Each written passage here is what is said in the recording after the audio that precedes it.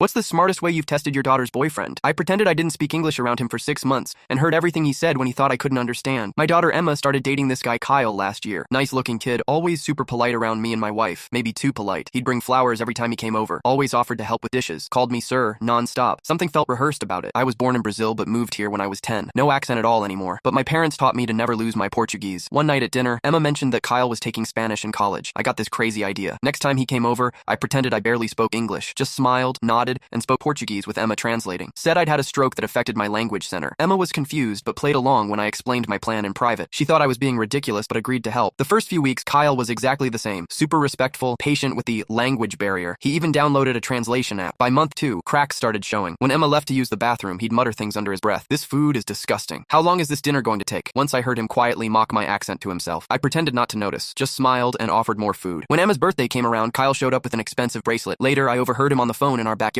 Yeah, I returned the cheap one and got the silver one instead. Her dad's loaded. Gotta look the part. That was interesting. I'm comfortable, but definitely not loaded. We live in a normal 3-bedroom house. I drive a 2016 Subaru. One Saturday, Emma had a shift at the hospital. She's in nursing school. Kyle came by anyway, said he left his charger. I let him in, still doing my broken English act. While I pretended to watch a Portuguese soccer game, he took pictures of our mail, our investment statements, even opened my desk drawer when he thought I wasn't looking. The next week, I accidentally left fake bank statements showing a negative balance and massive debt on the kitchen counter, just to see what would happen. 3 days later, Kyle told Emma he needed space and wasn't sure about their relationship. Said he wanted to find himself before getting serious with anyone. Emma was heartbroken but suspicious. She asked if my test had shown anything. I told her everything I'd heard. We waited to see if Kyle would come back once the fake bank statements disappeared. Sure enough, 2 weeks later, he texted her saying he'd worked through his issues and wanted to try again. Emma invited him over for dinner. He brought the usual flowers, called me sir again. I served his favorite meal, the one he'd called disgusting behind my back. Halfway through dinner, Emma started speaking to me in perfect English. I responded the same way. Kyle froze with his fork halfway to his mouth. You speak English? He stammered, looking at me. I've spoken English for 35 years, I said. Almost as long as I've been able to spot guys who date my daughter for her money. The color drained from his face. Emma placed her phone on the table, playing a recording of him from last week. Once I'm in with her family, her dad can hook me up with one of his doctor friends. Then I'm set for life. He tried denying everything, said I misunderstood, that my English must not be good enough to understand context. Emma held up his phone. He'd left it unlocked when he went to the bathroom. And these texts to your friends about my rich family you plan to use? Am I misunderstanding those too? He grabbed his phone and stormed out, called Emma crazy, called me a sneaky old man. Emma cried that night, but told me the next morning she was grateful. 6 months of hurt is better than years of lies, Dad. Kyle's now dating the daughter of a car dealership owner. Emma's with a guy she met at nursing school. He brings homemade cookies instead of store-bought flowers and talks to me the same way whether Emma's in the room or not.